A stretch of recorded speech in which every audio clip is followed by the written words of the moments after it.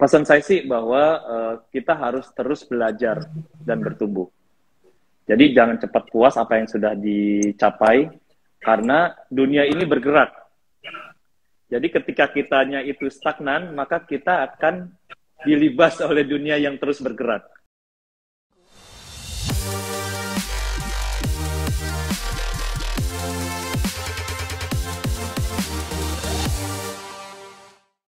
Hai guys, welcome to The Ngobis. Seperti biasa ya guys, kita hari ini ngobrol-ngobrol santai ya, dengan narasumber-narasumber yang luar biasa ya.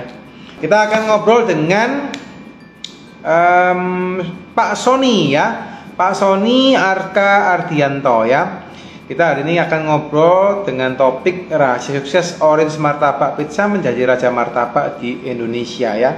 Oke ya, jadi seperti biasa guys, kita akan ngobrol soal ini ya, insight bisnis ya. Dan hari ini kita akan ngobrol tentang bisnis F&B. Mungkin juga teman-teman bisa jadi salah satu benchmark atau salah satu ide dan insight teman-teman untuk hari ini terkait dengan bisnis F&B ya. Oke, itu guys kurang lebih ya. Saya coba cek dulu narsumnya sudah join apa belum ya. Hai. Halo. Pak Sony, gimana kabar Pak Sony? Sehat-sehat? Alhamdulillah baik, sehat. Alhamdulillah ya Pak ya, sehat. Waduh seneng liatin wajahnya Pak Sony ini. Wajahnya berbinar-binar Pak, ini cerah banget ini hari ini. Oke. Ini sebelumnya saya ngucapin terima kasih dulu ya Pak Sony ya, karena sudah berkenan untuk join di acara The Ngopi setiap Senin ya. Dan terima kasih sudah nyempatin waktunya untuk sharing-sharing dengan teman-teman The Ngopis ya Pak ya. Siap. Terima kasih Pak, matur nuwun, terima kasih sangat Pak untuk kesempatannya ya, untuk apa waktu yang diluangkannya ya. Nah, by the way Pak, kita acara The Ngopis ini Pak, biasanya kita akan sering ngobrol-ngobrol ya Pak dengan langsung. Dan biasanya di acara ini kita tidak hanya membahas topik yang ditulis Pak, kan hari ini kan topiknya kan rahasia sukses gitu ya, terkait dengan Orange Martabak Pizza menjadi Raja Martabak Indonesia ya. Tapi kita juga pengen Pak dengerin cerita dari Bapak gitu ya Pak ya, dengar cerita dari Bapak mungkin awal membuat usaha, kisah satu bangunnya sampai sekarang bisa sukses ini, ceritanya seperti apa gitu. Boleh ya Pak ya cerita-cerita ya Pak Sony ya? Boleh banget ya. Siap. Nah, Pak, karena saya sebagai moderator, Pak, nanti saya izin, Pak, saya akan bertanya, gitu ya, karena tugas saya bertanya. Tugas saya bertanya untuk biar bisa menggali ya cerita dari Bapak dan bisa memberikan insight ya buat teman-teman The Ngopis yang nonton hari ini. Gitu. Ya, semoga. Siap. Oke, Pak. Baik, Pak, kita mulai, Pak Sony ya. Oke, mungkin ini Pak, kita mulai dulu dari mungkin Pak Sony boleh cerita mungkin Pak Sony riwayat hidupnya sampai mungkin berusaha awal gitu ya, sampai akhirnya Pak Sony bisa mendirikan usaha yang sekarang dan apa Pak yang mungkin bisa diceritakan ke teman-teman. Monggo Pak, waktu dan tempat silakan Pak. Segini, kalau saya ditanya tentang pribadi saya, tidak ada yang spesial sebenarnya kalau ditanya.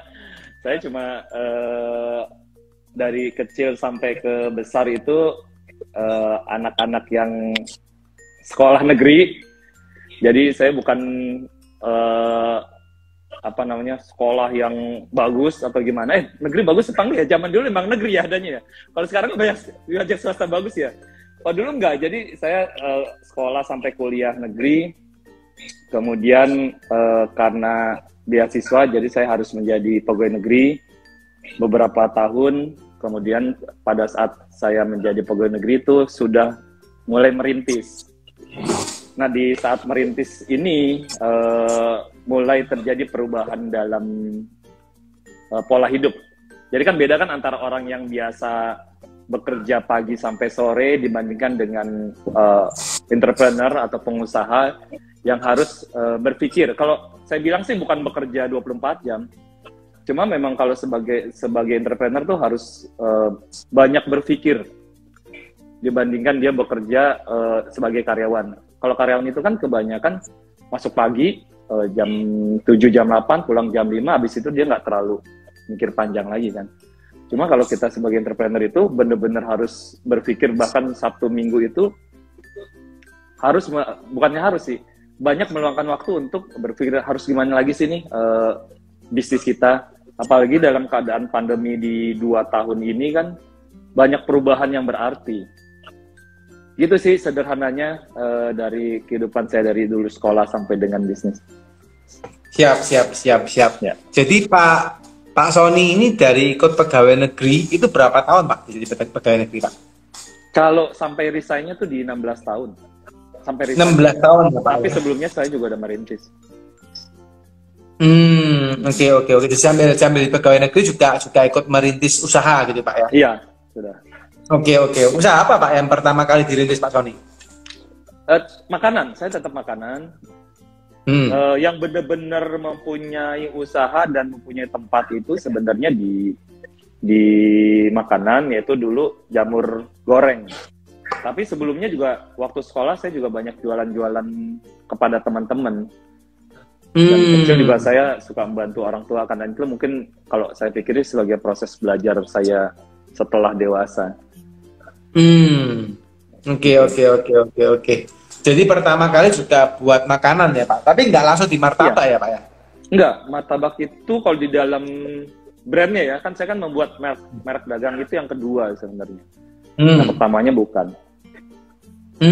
Tapi yang pertama apa mereknya Pak? Jamur orange juga. Jamur orange juga. Oh. Jamur, iya, tapi dia jamur orange. Jamur namanya. Iya, karena di 2010 mulai banyak orang yang jualan jamur, waktu itu saya masih ikut-ikutan. Di pengalaman itulah saya mengetahui bahwa banyak bisnis yang kita tidak bisa benar-benar mengikuti musim. Jadi misalkan gini, ketika jamur itu lagi di mana-mana, lagi hype, terus kita ikutan, ya itu cuma sebentar. Makanya saya begitu melihat bahwa hampir setiap bisnis yang saya perhatiin yang cepat naik ya, mau itu tanaman, mau itu cupang, mau itu apalagi ya, makanan-makanan yang musiman, itu nggak ada yang lama sih umurnya, karena dia terlalu cepat naik. Nah itu termasuk salah satunya yang pengalaman saya sendiri yang saya jalankan adalah si jamur tadi, bahwa ketika cuma setahun sampai setahun setengah, habis itu turun, kemudian saya beralih ke martabak. Oh oke. Jadi Bapak waktu itu buka usaha jamur orange itu tahun berapa Pak Sony kalau boleh tahu? 2010 ya Pak ya? 2010 ya Pak Iya. Pak Sony ya? Iya. Berarti 2 tahun dari sana udah usahanya nggak jalan lagi, tutup akhirnya? Sebenarnya sih bukannya tutup. Bukan gini, tutupnya sebenarnya agak lama, cuma berkurang kan kelihatan, karena saya juga kuliah saya di akunting, jadi saya kan bisa, alhamdulillah bisa ngelihat laporan keuangan sama tren. Mantap. Makanya, tapi sama Pak ya kita lulusannya Pak ya? Oh iya. Makanya saya bilang kesuksesan memang tidak bisa diukur dari kuliah, cuma bisa membantu dalam proses mengambil keputusan. Benar. Salah satu jebakan-jebakan laporan keuangan juga banyak orang yang tidak mengerti laporan keuangan itu terjebak di laporan keuangan yang dia baca. Nah, itu sih salah satu keuntungan saya. Jadi begitu saya melihat di tren 6 bulan ini kok mulai melambat ya growth-nya. Growth itu kan sebenarnya kan bisa terukur kan. Begitu saya ngeliat melambat dan saya ngeliat market, oh ini ternyata memang jenis jamur goreng ini makanan musiman. Nah ini bisa menjadi bumerang gitu kalau ketika saya ekspansi, sehingga saya hold di setahun pertama, kemudian berkurang pelan-pelan dan mempertahankan sampai di 2015 sih kalau nggak salah sih masih ada deh. Saya sih lupa ya tutup semuanya kapan, karena kan dulu juga sempat sampai 20 sekian cabang. Gitu. Tapi itu proses itu paling setahunan, setelah itu saya ngeliat melambat. Setelah melambat, grafiknya udah mulai turun, ini udah saatnya ditutup pelan-pelan. Jadi nggak langsung tutup semua, enggak. Jadi satu. Nah sebelum tutup semua sudah beralih. Gitu. Itu tapi posisinya masih dalam posisi ini Pak ya, bekerja sebagai pegawai negeri waktu itu Pak? Masih. Makanya kesibukan saya di luar jam kerja itu ngurusin itu, malam atau Sabtu Minggu. Kebetulan saya juga nggak terlalu suka nganggur-nganggur atau santai-santai. Saya malah lebih pusing kalau banyak diem. Oke. Pak, kalau boleh tahu apa Pak yang bisa membuat Bapak kok nggak mau nganggur Pak? Karena kan sebagian kita gitu Pak, kalau misalnya udah selesai kerja kan rata-rata juga posisinya biasanya malas Pak ngapa-ngapain Pak. Apa yang melatar belakang itu Pak? Eh, Gini, saya nggak tahu ya yang melatar belakangi apa. Cuma memang tipikal saya ketika saya santai, malah saya bingung. Maksud saya kan apa ya, kalau bahasanya itu kehilangan gaya, kehilangan gaya pasti. Ya itulah kehabisan gaya. Jadi kalau saya di rumah itu juga bukan saya habisin buat santai. Kadang-kadang saya karena di rumah saya nggak ada TV channel nasional kan, saya ada YouTube. YouTube itu saya tonton untuk sesuatu yang banyak bermanfaat. Misalkan video tentang bisnis, video tentang motivasi, tentang sesuatu yang bisa menambah manfaat. Gitu sih. Jadi sedikit sih. Mungkin bukan berarti saya nggak menikmati hidup. Jadi jangan disangka nanti enggak. Tapi justru saya menikmati hidupnya dengan cara itu. Siap. Walaupun saya misalkan traveling juga menikmati, kan setiap orang menikmati cara hidupnya berbeda-beda. Yes. Ya, kan? Yes. Benar Pak, benar.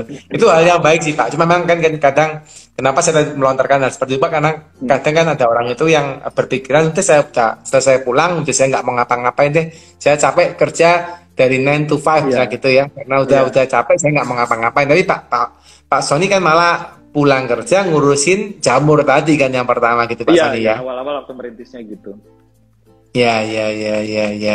Nah, sampai 2015 waktu tutup itu akhirnya sudah buka usaha yang baru berarti Pak ya? Di Martabak itu sudah saya bikin di 2011. Oh, jadi jalannya paralel Pak ya jalannya. Jalan dua bareng. Jadi ketika kelihatan tren itu sudah mulai melambat, langsung menyiapkan satu unit bisnis baru.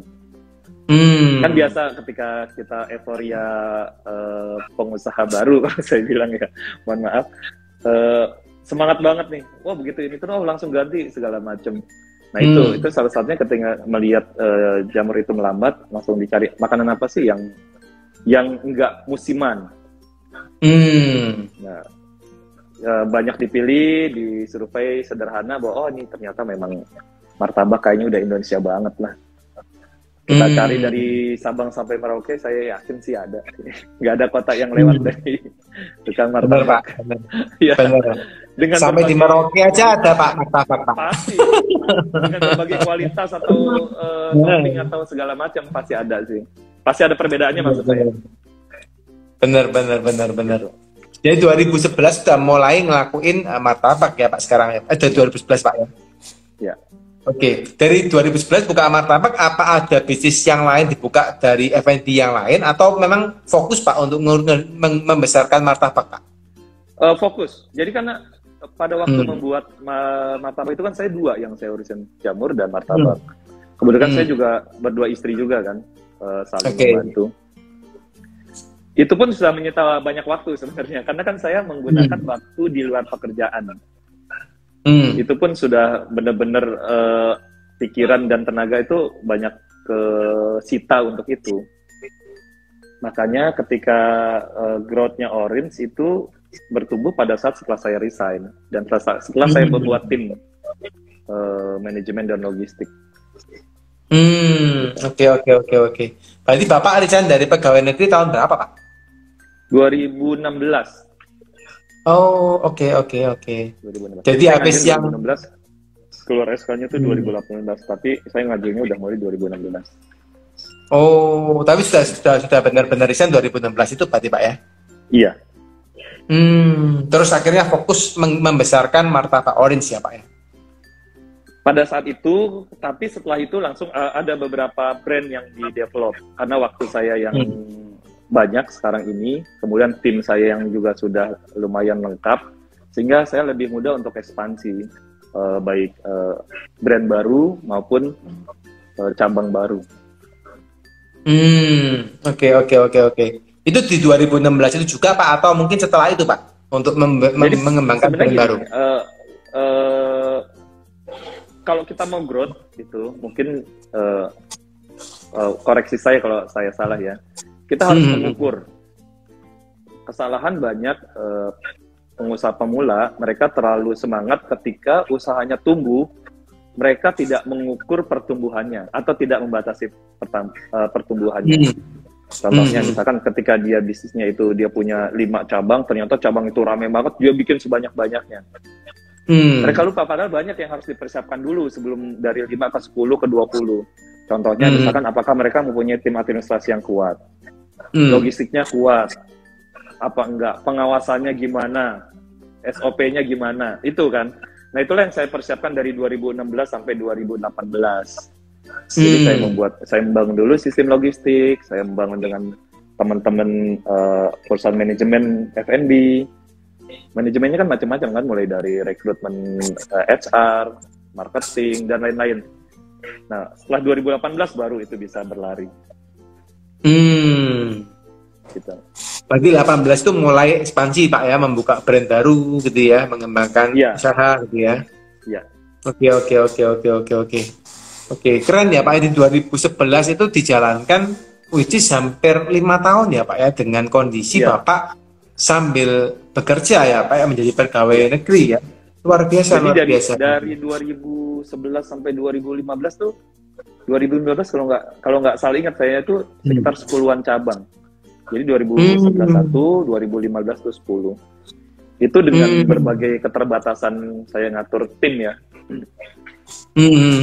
Ya kan pada satu saat bahwa ini kayaknya nggak bisa lagi nih dibikin part time gitu kan, semacam part time pada waktu yang tersisa. Ini harus benar-benar fokus kepada bisnis. Oke. Pak, boleh nggak Pak di-share Pak? Apa sih Pak kesulitannya Pak waktu Bapak sambil bekerja plus mengurus usaha itu apa Pak yang kesulitan terbesar yang dirasakan Pak? Gini, kesulitan terbesar waktu itu sudah pasti. Jadi ketika kita sedang bekerja, sedangkan di bisnis sedang ada masalah, itu kan nggak bisa langsung kita handle. Benar. Nah, itu sih, karena memang waktu yang kita gunakan, mau nggak mau adalah waktu tersisa. Karena kita nggak mau juga kan, waktu kita bekerja, waktu saya bekerja itu saya pakai untuk urusan yang lain.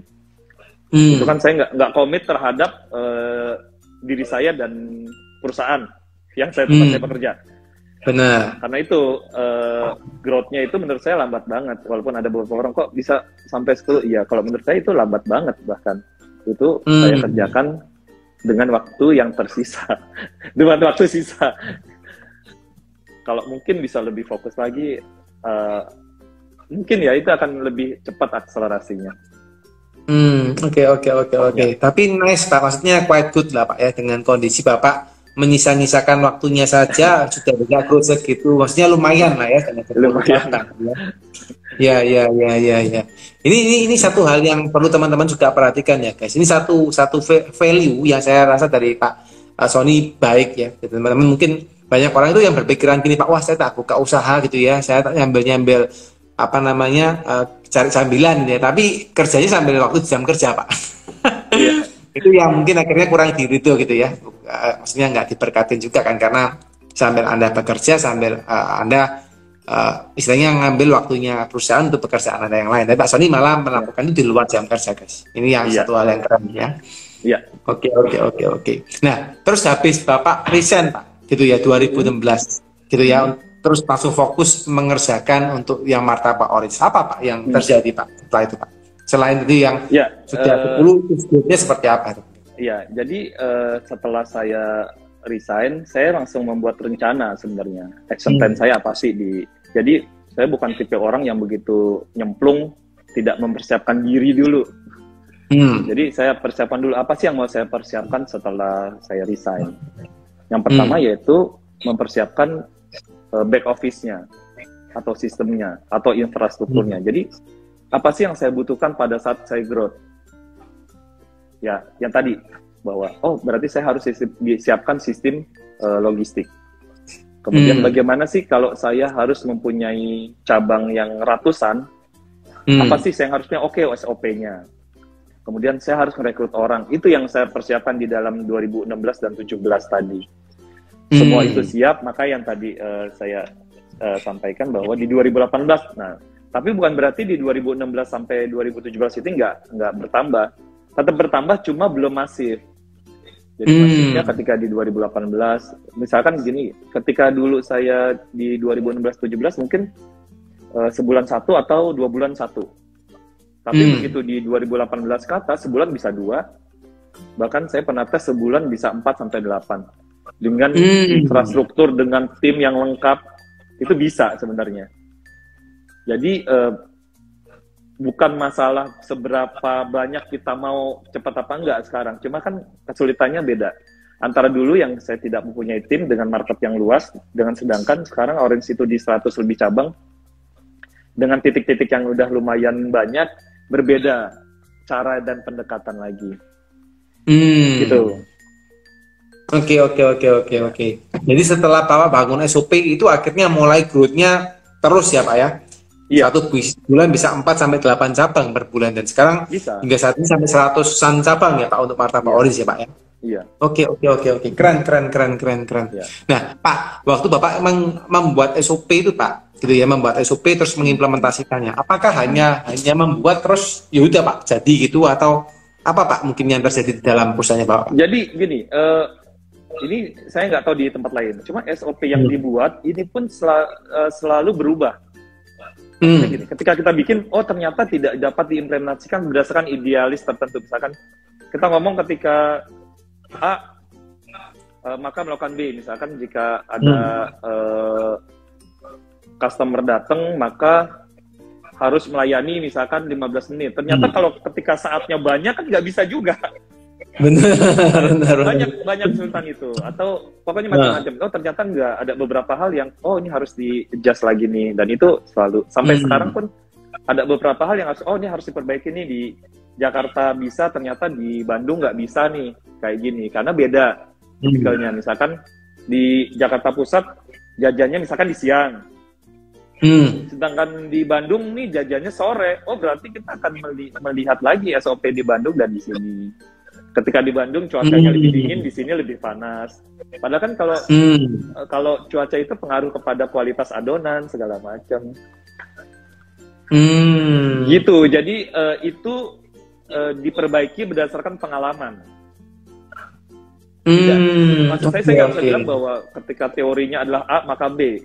Sebagai orang lapangan dan saya udah lama di lapangan, jadi saya mengetahui tingkat kesulitannya. Kayak kenapa sih SOP harus ada perbaikan, atau mungkin bahasa yang sederhananya adalah penyesuaian terhadap perkembangan tertentu, gitu. Oke.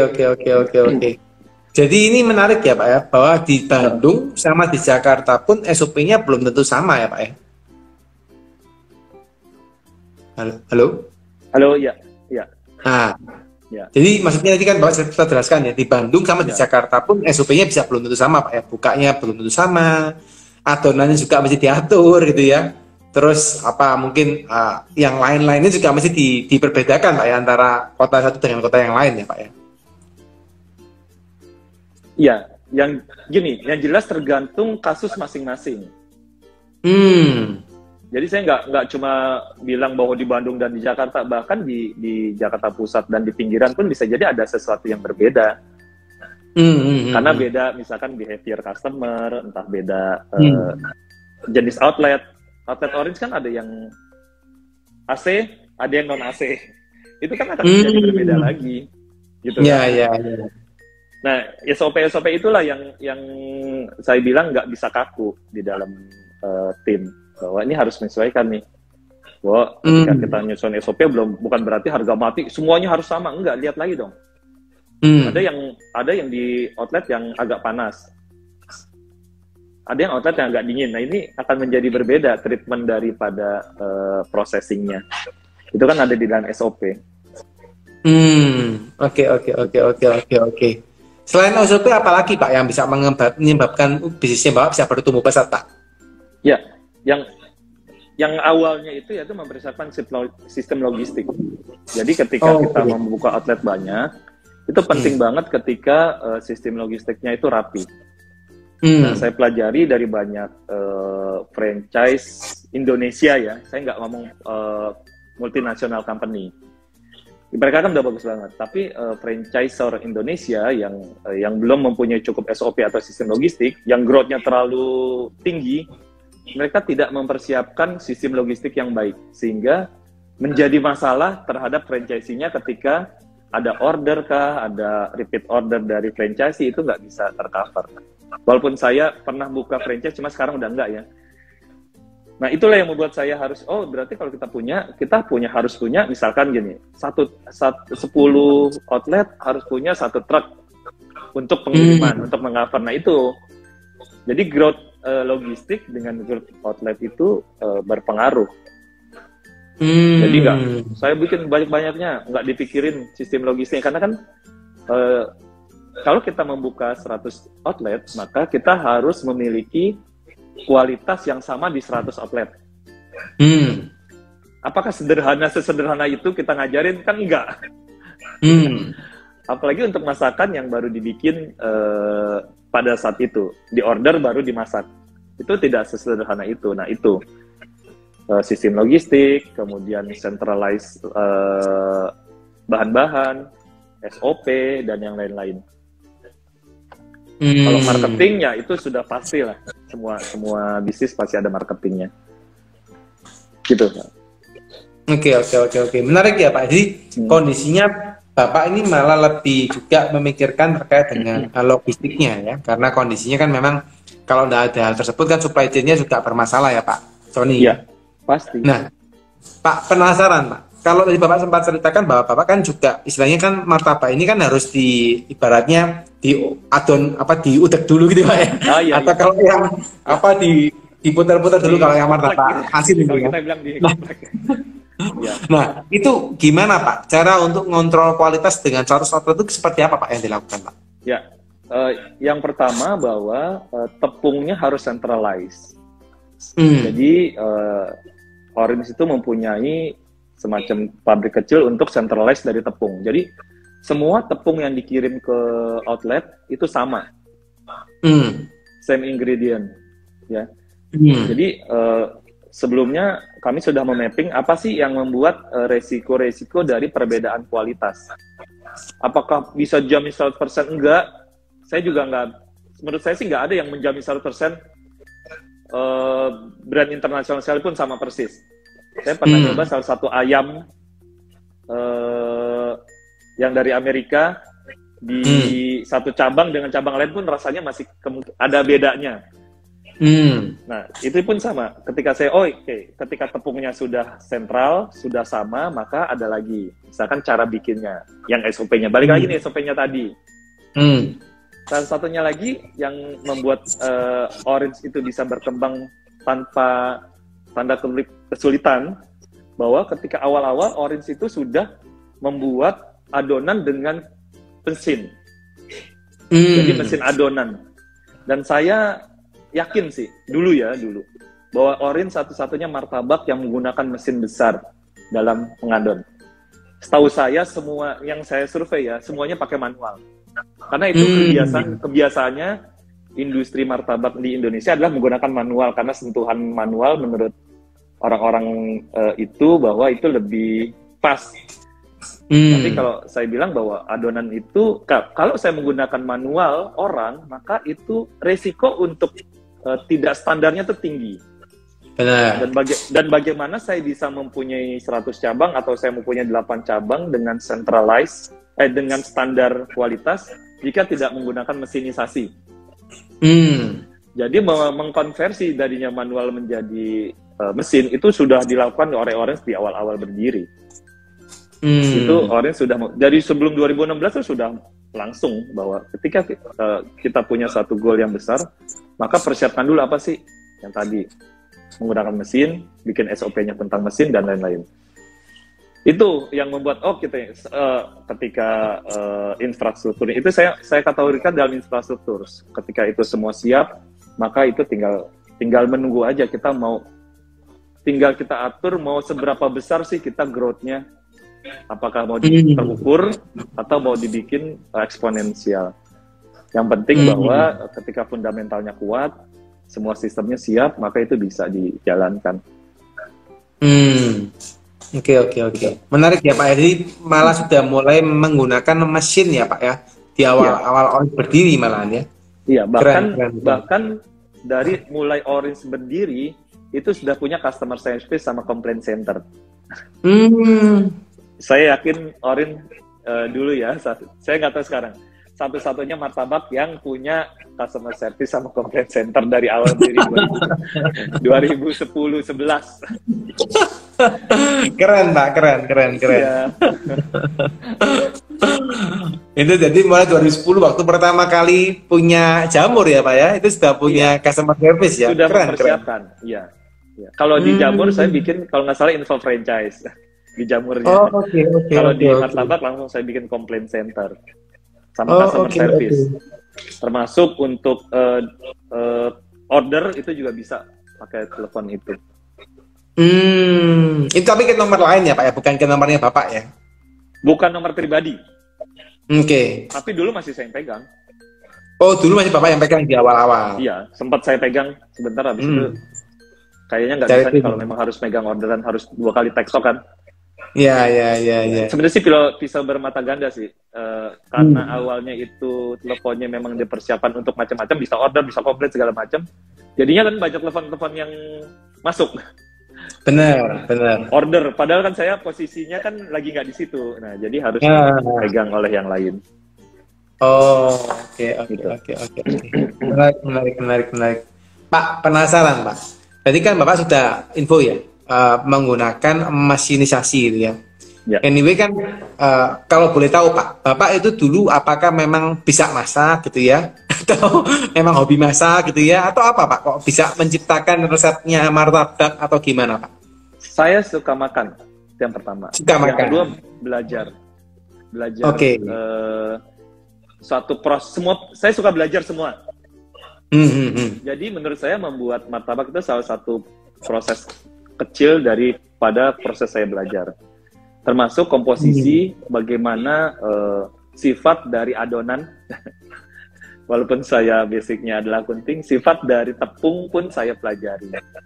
Ada tepung yang kenyal, ada yang tepung yang getas, bagaimana keair elastisitasnya, sehingga bisa membuat bahwa komposisi dari tepung tertentu dengan adonan tertentu bisa menciptakan kekenyalan atau kegetasan tertentu. Gitu. Jadi yang buat resep itu Bapak sendiri atau orang lain Pak yang membuat pertama-tama Pak? Kalau yang sekarang dari saya. Kalau yang dulu kan saya belajar. Semua orang bisa bikin martabak kan? Apakah semua orang bisa bikin adonan sama dengan Orange? Saya rasa sih enggak, karena itu proses yang panjang kok. Benar. Ya kan, sama kayak orang bikin kue bolu bisa nggak bisa, cuma kan di antar brand menjadi kue bolu yang berbeda kan. Benar. Menarik. Jadi Bapak buatin resepnya sendiri ya Pak? Bapak tadi. Oke. Pak, ini penasaran lagi Pak, karena ini kan bisnis F&B kalau kita ngomong ini kan syarat dengan rahasia resep ya Pak ya. Maksudnya kan kalau misalnya kita ngomong kita punya martabak nih misalnya, kelebihannya Orange A gitu ya, kan pasti ada resep tertentu yang memang disiapin supaya menjadi seperti itu. Nah pertanyaan saya Pak, apa yang dilakukan Pak ketika Bapak kan nggak mungkin toh yang ngulenin adonan Bapak gitu ya, atau yang nuangkan tepungnya di dalam mesin Bapak itu kan nggak mungkin, itu pasti kan suruh orang lain. Nah tapi ketika Bapak melakukan hal seperti itu ibaratnya kan formula dari produk ini kan syarat gampang untuk terbongkar Pak kepada tim gitu ya, atau kepada orang yang melakukan hal tersebut.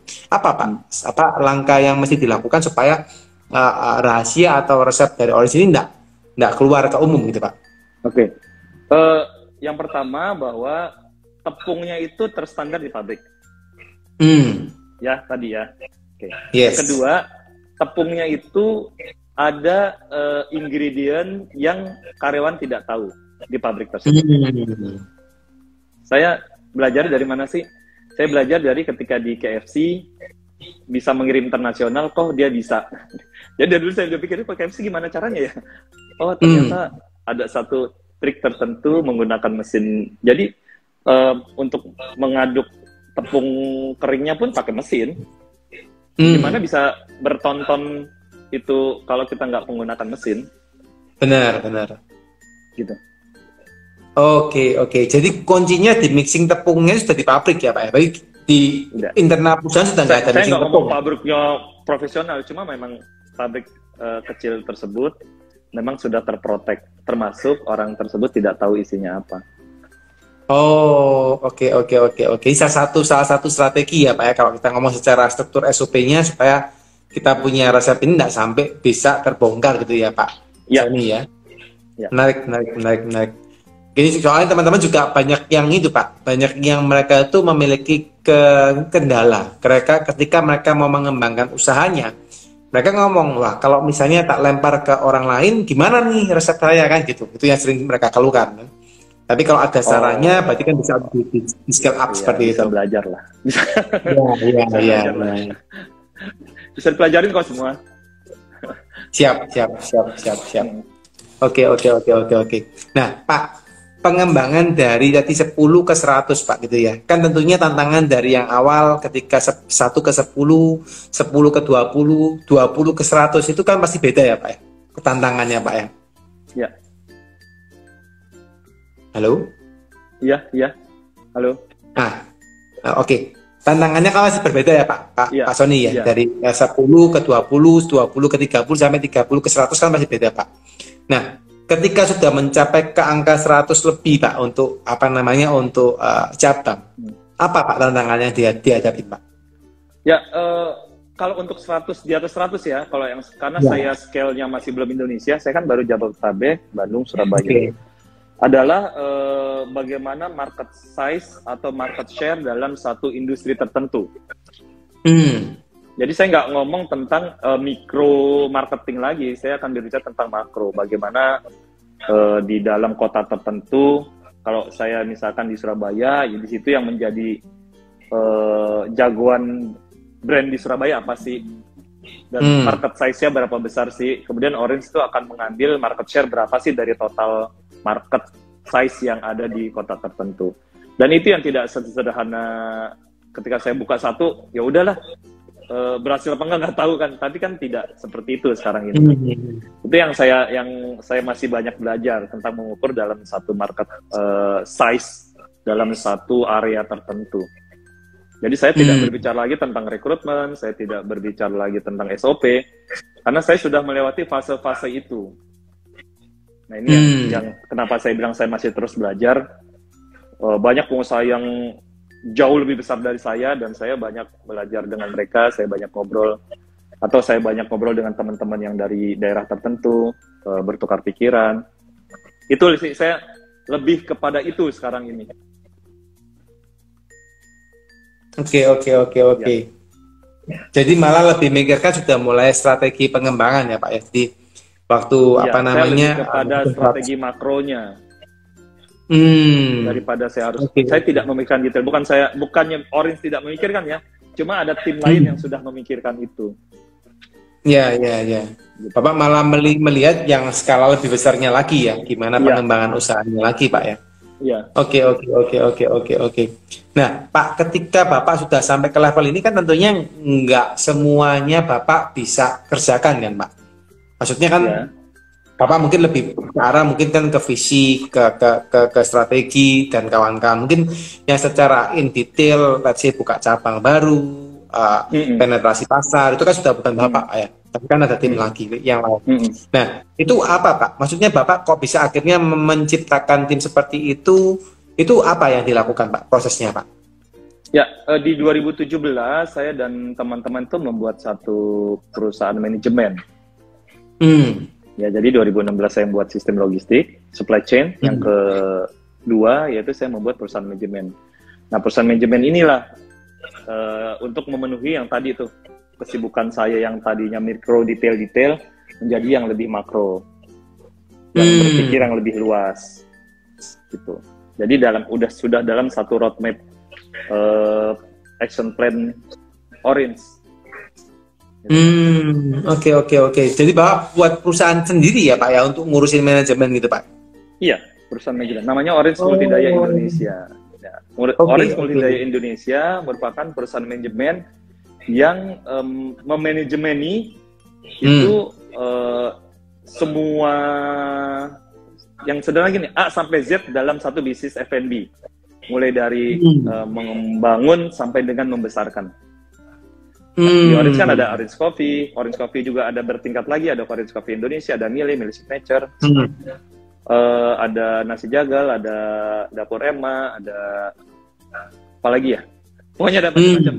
Nah itu sebenarnya kan ketika kita sudah membuat satu perusahaan manajemen F&B, itu menduplikasi dari SOP-SOP yang sudah ada, dari apa tuh namanya, laporan keuangannya kah, dari bagaimana cara marketingnya, itu kan sebenarnya tidak sama, tidak same but similar sih kalau saya bilang.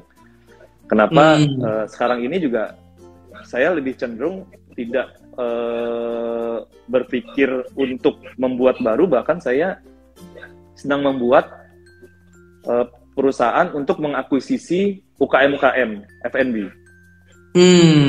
Jadi kalau ada yang tadi misalkan ada UKM atau usaha yang cuma baru punya satu atau dua dan bingung untuk mengembangkan, bahkan sekarang ini saya sedang membuat untuk itu. Karena saya melihat ada gap antara, kalau sekarang itu banyak venture capital untuk invest, mereka kan untuk scale tertentu kan, yang sudah besar kah, yang udah apa yang mereka yang siap untuk diinvest. Nah ada usaha-usaha kecil atau mikro, ini yang laporan keuangannya belum siap, yang bingung cara marketingnya, cuma mereka punya potensi. Nah sekarang ini saya lagi justru mengembangkan ke arah sana. Jadi saya sedang mempersiapkan perusahaan dan tim bahwa Orange ini sudah saatnya mengakuisisi atau membantu para UKM itu untuk berkembang sampai scale tertentu, dibawa misalkan dari kecil atau mikro menjadi menengah untuk siap diinvest oleh perusahaan-perusahaan yang besar. Karena perusahaan besar itu hampir tidak mungkin, setahu saya ya, dia itu mau invest yang besar, karena mereka membutuhkan sumber daya lagi kan. Mereka kebanyakan, setahu saya, siap menginvestasikan ke perusahaan yang sudah siap untuk diinvest, sedangkan banyak yang enggak kan. Benar. Gitu. Nah saya sebagai jembatannya, gap antara yang mikro dan kecil ini terhadap satu yang besar. Jadi saya tidak akan bilang bahwa akan menjadi besar, enggak. Tapi saya akan bilang bahwa ini akan diantar dari kecil dan mikro menjadi sesuatu yang menengah, yang siap untuk di scale up. Oke. Itu syaratnya gimana Pak? Kalau misalnya seandainya teman-teman The Ngopis itu ada yang pengen dibantu tuh, maksudnya harus seperti apa usahanya? Apa omset berapa mungkin atau gimana mungkin? Sederhananya bahwa ketika usaha itu sudah di setahun sampai 2 tahun, ya, dan salesnya itu setahun itu udah di atas 500 sampai 1 miliar tahun. Jadi bukannya yang baru kecil dan enggak ada. Itu yang Orange siap lihat. Jadi biasanya kita lihat dulu. Biasanya mereka juga ada kesulitan, misalkan gini, saya banyak pembeli cuma nggak bisa mengcover gimana sih caranya biar ini bisa rapi, termasuk saya sudah jualannya banyak kok, untungnya nggak ada. Oh ternyata ini tuh berdasarkan pengalaman saya bahwa pembukaan mereka masih dicampur. Nah itu yang kita harus benahi. Satu hal yang penting juga bahwa ketika mereka memang mau dikembangkan, untuk kalau mereka kurang punya modal, maka kita akan mencari atau menggandeng atau Orange sendiri yang akan invest kepada mereka. Ya banyak yang UKM yang nggak mau berkembang karena takut usahanya diambil kan. Oh jika ada orang lain maka usahanya diambil, padahal kan nggak seperti itu kan. Bersama. Gitu. Oke. Jadi syaratnya mesti orang yang punya pengusaha yang punya omset minimal 500 sampai 1 miliar ya per tahun. Itu jumlah juga yang enggak terlalu besar, tapi ya cukup sedang lah ya ibaratnya ya. Memang kan yang saya carikan yang kecil dulu. Iya. Tapi punya potensi bahwa mereka punya kesulitan apa sih? Oh gini. Untuk F&B ya, untuk F&B tuh kalau di 1 miliar tuh bisa gampang lah kalau menurut saya sih. Iya. Banyak ya, bukan gampang ya, maksudnya banyak. Cuma kemauan UKM itu untuk sharing kepemilikan itu yang susah. Mereka nge-blocking bahwa takut ketika ada orang lain yang kerjasama dengan mereka akan diambil. Nah itu kesadaran itu yang harus dikembangkan mereka, bahwa ketika mereka sendiri belum tentu loh mereka bisa punya 10-20 cabang atau 100. Tapi ketika mereka bekerja sama dengan salah satu kendaraan yang punya pengalaman untuk itu berpeluang dengan sharing kepemilikan ya. Tapi ya balik lagi bahwa Orange itu bukan sebagai konsultan ya, tapi benar-benar sebagai investor atau mengembangkan bisnis. Oke. Pak, boleh diceritain nggak Pak? Maksudnya ketika nanti teman-teman ini pengen diinvest gitu Pak, atau pengen dibantu oleh Orange gitu, apa sih Pak yang bakal dilakukan oleh Orange secara detail Pak untuk membantu mereka ini? Oke, yang pertama kita akan melihat dulu tingkat kesulitannya di mana sih. Yang pertama gini, Yang pertama, apakah memang dia itu perusahaan yang berdasarkan view-nya Orange yang dapat dikembangkan? Dapat dikembangkan banyak cabang kah, produksinya, misalkan gini. Kalau dia produksinya ada produksi somai, misalkan kita ngomong ya. Tipe somai ini apakah somai pabrikan yang menjual frozen, atau tipe somai yang dikembangkan outlet? Nanti kan kita lihat, oh ternyata memang kita lihat, kan somai ada yang gerobakan, ada yang frozenan. Kalau memang tipe pabrikan, oke, berarti pabrikan kita akan lihat lagi bahwa apakah memang marketnya dia ini di wilayah tersebut memang sudah bagus, apakah kualitasnya, harganya, segala macam itu masuk. Kesulitannya apa sih? Oh ternyata kesulitannya di modal, maka akan kita cariin. Kesulitannya di, mau sistem outlet, banyak gerobak misalkan, udah kita bikinin. Jadi Orange itu tidak mematok harus franchise atau tidak franchise, enggak. Walaupun martabaknya Orange sendiri tidak franchise ya, cuma Orange itu tidak anti franchise. Oh ternyata memang martabak somai, saya ngomong somai ya. Ketika somai ini ternyata memang pas banget untuk di franchise-in. Nah itu kita akan bikinin, mulai dari centralize pabriknya, bahwa ini harus standar loh. Kalau standar berarti misalkan somainya tuh harus tiap pieces harus ditimbang. Adonannya harus standar. Nah itu kan kalau orang-orang yang ya orang KM, mereka nggak mikirin sampai situ. Bahkan mereka mungkin adonannya pakai perasaan, kan banyak. Iya Pak. Kayaknya jalannya 1 sendok, kurang asin, tambahin setengah sendok lagi. Ya kan? Tepungnya, coba kita lihat deh, tepung taburkan secukupnya, gitu kan? Tepungnya ini berapa? Kan nggak bisa kalau kita bikin banyak tuh kita bilang secukupnya. Garam berapa misalnya? Garam secukupnya, secukupnya berapa? Kan nggak jelas. Ya mulai dari situ sampai dengan bagaimana mempersiapkan franchise atau gerobak dengan sistemnya seperti apa, dengan rekrutmennya seperti apa. Nah itu yang kita teliti. Kalau ngomong due diligence mungkin terlalu tinggi, tapi ya kita lihat lah, kita survei lah. Oke. Itu sampai waktu sudah ngoprek di standarisasinya gitu Pak ya. Itu sampai nanti Bapak bantu ke apa Pak? Keuangannya kah? Atau mungkin sampai ke marketingnya kah? Kan nanti kita lihat. Kesulitannya apa sih? Apakah keuangan? Kadang-kadang banyak orang yang menyangka bahwa mereka sulitnya keuangan. Padahal enggak, ternyata mereka enggak efisien. Itu kan kita lihat dulu. Ketika satu bisnis itu tidak efisien, seberapapun kita masukin duitnya itu kan akan bocor juga. Benar. Nah, itu yang akan dilakukan oleh Orange. Terus sampai juga ke marketing dan kawan-kawan juga dibantu oleh Orange, Pak? Iya, kan kita sudah ada Orange Multidaya tadi kan. Ini kan cuma menduplikasi tim desain sudah ada, tim marketing sudah ada. Itu udah tinggal tadi yang saya bilang akan menjadi duplikasi sebenarnya. Kenapa kita sekarang tuh bergerak ke sana? Sesuatu yang sudah ada source-nya, tinggal kita kembangkan aja kok, yang bisa diduplikasi apa sih? Sederhananya adalah F&B lagi kan, karena kita sudah pengalaman di 12 tahun ini di bidang F&B, dan saya rasa sih cukuplah untuk menceritakan pahit manis asinnya dunia F&B yang ada di Indonesia. Oke. Menarik. Pak, ini kan juga biasanya pasti ada pertanyaan Pak di benaknya teman-teman kan, kalau orang Indonesia itu kan senangnya kalau Pak ya, kalau ada kejadian itu kan yang penting itu kan untungnya gitu Pak ya. Jadi kalau ada kejadian jelek itu ya untungnya, kejadian baik ya untungnya kan gitu Pak ya. Nah, apa sih Pak yang mungkin maksudnya gini kan, ketika mereka dibantu Orange dengan kondisi yang Pak omongkan tadi gitu ya Pak, mulai dari sistemnya dibantu, finansialnya dibantu, marketingnya dan kawan-kawannya dibantu semua gitu ya.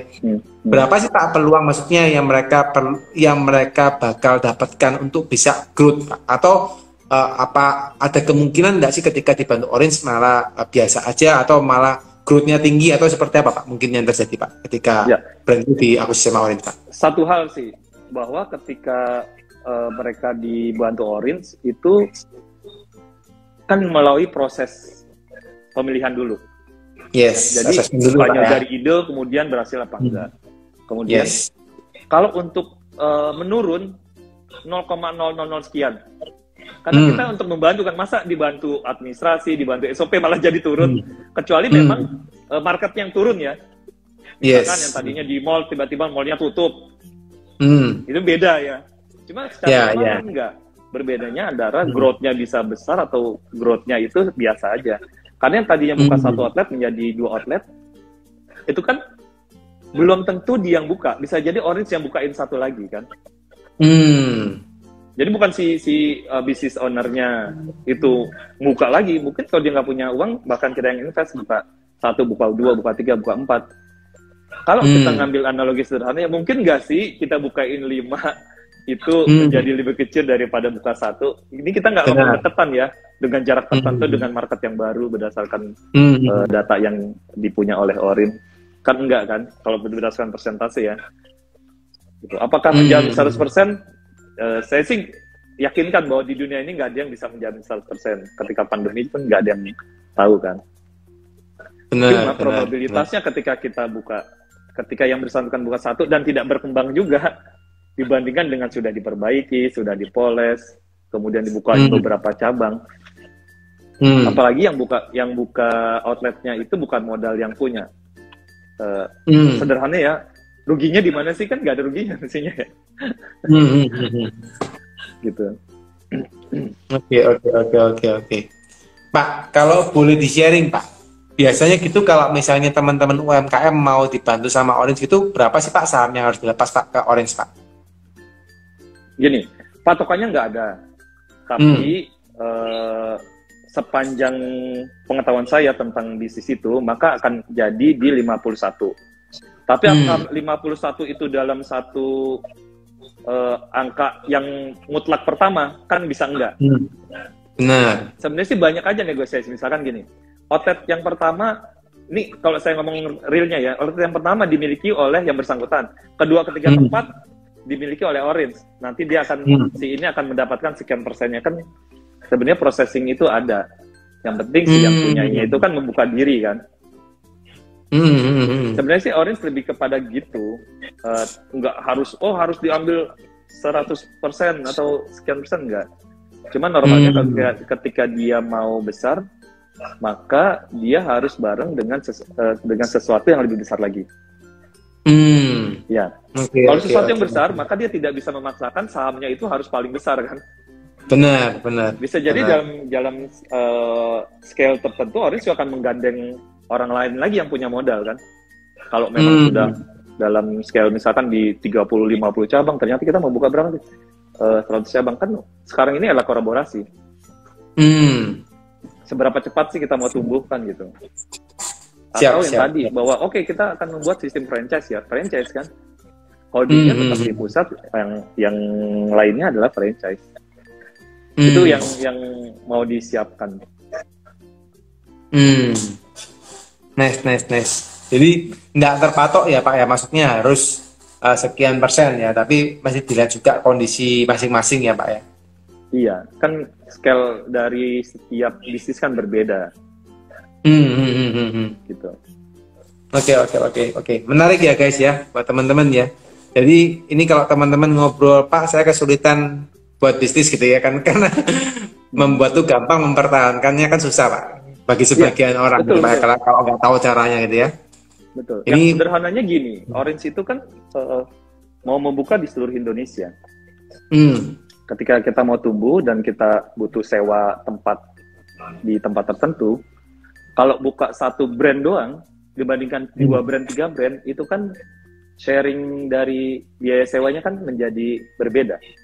Misalkan saya nyewa ruko buat martabak doang, 100 juta. atau 50 juta. Ketika saya membawa brand-brand lain, kan menjadi sharing 3 kan. Yang tadinya 200 jam jadi 30 dengan market yang lebih luas, dengan itu sebenarnya sederhana konsepnya.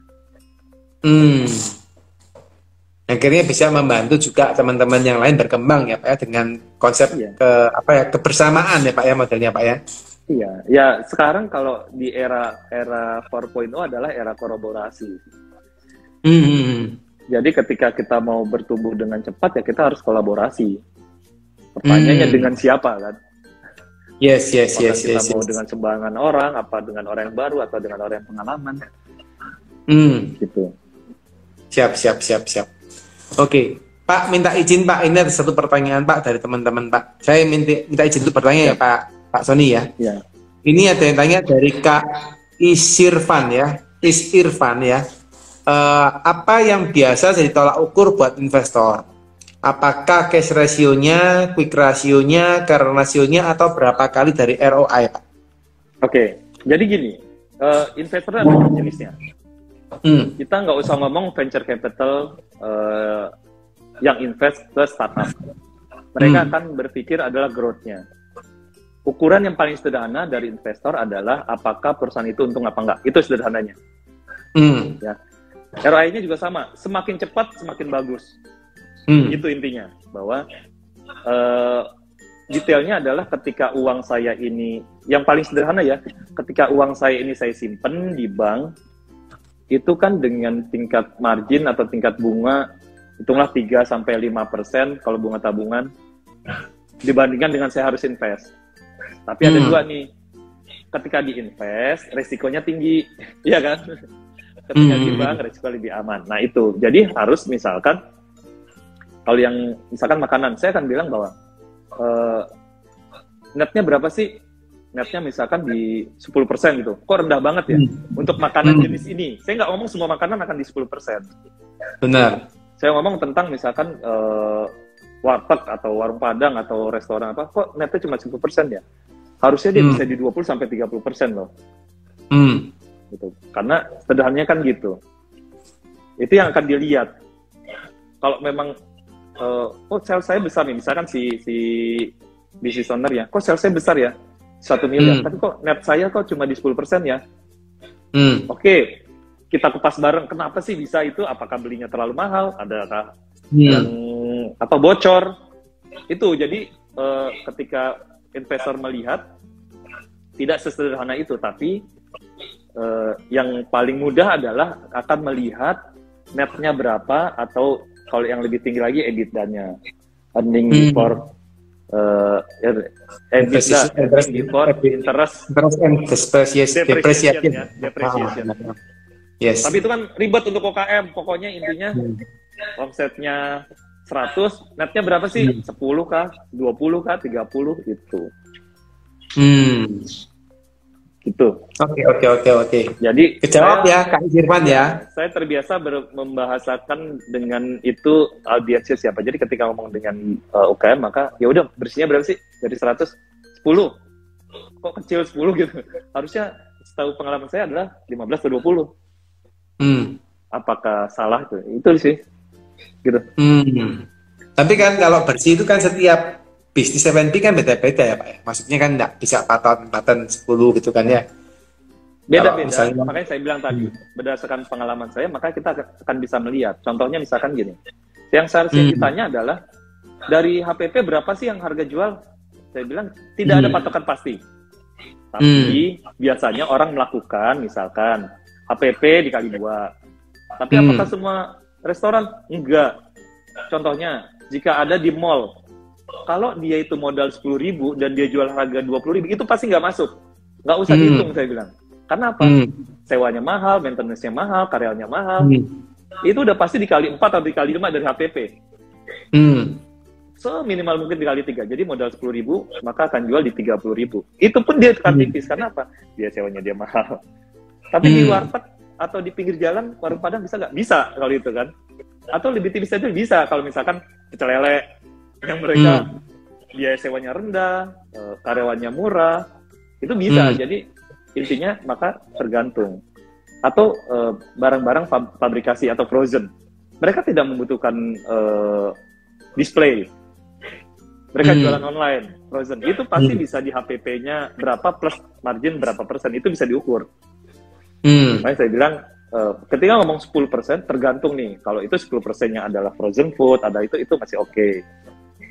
Dalam levelin tertentu. Cuma kalau berbicara tentang di mall, itu terlalu resiko, ya kan? Sewanya dia mahal loh. Apalagi kalau ada restoran mahal ya. Gitu. Yes. Oke. Sip. Semoga kejawab ya Kak Isirfan ya.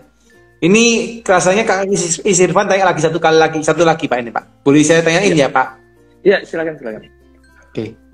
Nih, berapa kali dari EBITDA Pak biasanya perusahaan udah profit NPM 26%-an? Oke. Ini kita ngomong EBITDA, ini saya akan berbicara, karena saya sudah berbicara dengan beberapa venture capital, maka yang punya itu minta setinggi-tingginya, yang mau invest serendah-rendahnya.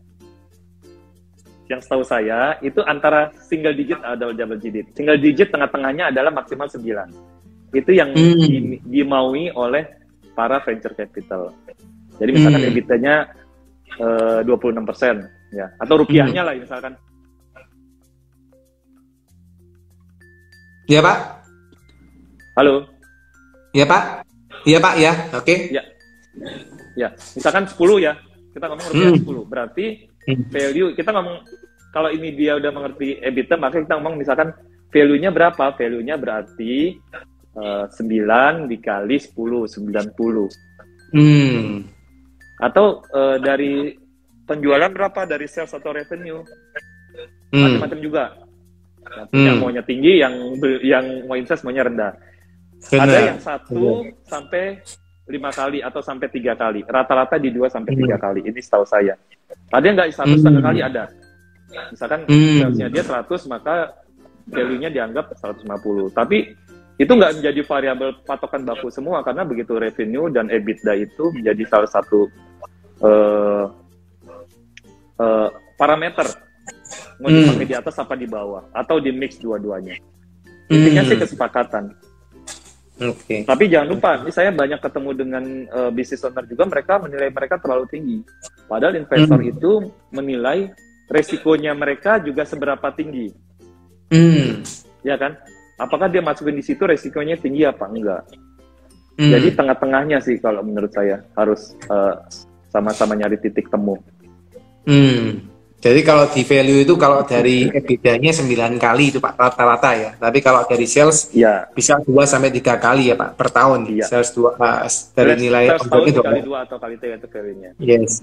Oke. Tapi kalau yang punya itu mau aja 15 20 kali, cuma mau nggak yang beli? Iya. pokoknya saya nggak bilang itu baku ya, tapi itu kira-kira yang dipakai sama banyak orang itu. Oke. Semoga kejawab ya Kak Isirfan ya. Ini kelihatannya beliau sudah siap untuk dievaluasi nih Pak kelihatannya. Oke, Pak Sony, ini ternyata kita ngobrol sudah jam 9 lewat Pak. Oh iya. Nggak kerasa ngobrolnya panjang banget, tapi ini keren banget ya. Jadi teman-teman, kita nggak kerasa ngomong tadi panjang lebar, ternyata ini satu insight yang menarik ya buat teman-teman ya. Satu story dari Orange ya, tapi juga ternyata Orange bisa memberikan teman-teman satu peluang gitu ya, dimana teman-teman yang UMKM kalau memang kepingin dibantu untuk pengembangan usaha sekalian di funding gitu ya, sebagai investor ataupun bisa dicarikan investor dari pihak lain, Orange bisa membantu teman-teman yang memiliki kesulitan tersebut ya. Jadi salah satu peluang juga buat teman-teman, dan salah satu insight yang menarik ya dari apa yang disampaikan oleh Pak Sony ya. Dan saya yakin dan percaya teman-teman yang hari nonton pasti juga terberkati ya. Pasti banyak insight yang bisa teman-teman pelajarin ya. Ayo teman-teman yang terberkati, kasih dong like, kasih love, kasih 100, kasih fire gitu ya buat Pak Sony ya. Biar beliau juga mengerti dan juga merasa apa yang dia sampaikan juga bermanfaat buat teman-teman ya. Mungkin sebelum kita akhirin Pak Sony, mungkin kalau boleh Pak dikasih satu kata penutup untuk Pak, mungkin dari Bapak kira-kira untuk memberikan semangat, memberikan motivasi untuk teman-teman UMKM, teman-teman usaha yang sekarang lagi fighting Pak dalam mengembangkan usahanya. Monggo Pak, silakan.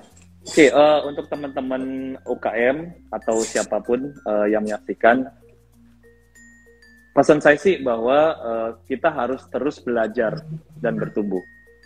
Jadi jangan cepat puas apa yang sudah dicapai, karena dunia ini bergerak. Jadi ketika kitanya itu stagnan, maka kita akan dilibas oleh dunia yang terus bergerak.